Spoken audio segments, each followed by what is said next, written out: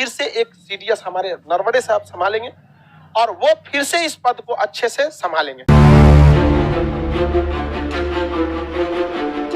संविधान हम इतना पढ़ने के बाद आज तक ये समझ ही नहीं पाए कि ससुरा ओरिजिनल पावर है किसके पास।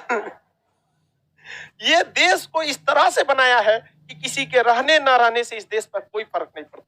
हमें बहुत अफसोस है कि हमारे बीच बिपिन रावत सर नहीं रहे, लेकिन संविधान और देश को इस तरह से स्ट्रक्चर बना के गया है कि फिर से एक सीडीएस हमारे नरवणे साहब संभालेंगे और वो फिर से इस पद को अच्छे से संभालेंगे। अब बिपिन रावत सर थोड़े डायनेमिक थे, मतलब तेज तरह। नरवणे साहब खराब नहीं है, बट नरवणे साहब जो है ना मीडिया से उतना नहीं मुखातिब रहते हैं। वहां पे वो अंदर अंदर है, समझ में आ गया कि नहीं है, एकदम समझिए छुपा रुस्तम टाइप का। अब भाई भारतीय सेना का जिसके ऊपर मेडल लग गया, जिसके ऊपर भारतीय सेना का तमगा लग गया, उस पर अगर आप शक कर रहे हैं तो आप कोहिनूर हीरा पर शक कर रहे हैं।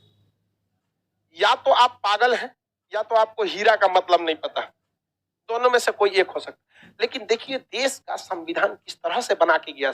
हमारे आपके प्रधानमंत्री राष्ट्रपति सब जरूरी है, लेकिन इस तरह से स्ट्रक्चर बना के गया, कोई नहीं रहेगा तो कोई फर्क नहीं पड़ेगा। समझ में गया? हमारे बिपिन रावत सर नहीं है, इसके बावजूद मजाल क्या कोई देश घुस जाए भारत में? अरे नरवणे सेना बाद में तनी बिहार की ओर से घुसना, महिलाएं ऐसा शराबेंगी कि बंदूक न चलेगा।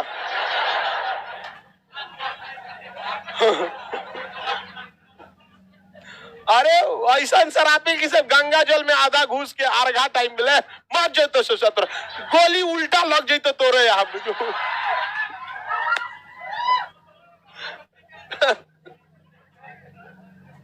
पागल हो जाएगा। आए कभी बिहार में वापस देके चल जाएगा। सही आया तो था लाट कार्दवालिस, मर गया बक्सर में, गाजीपुर में उसको क्या किया गया था, अपनाया गया।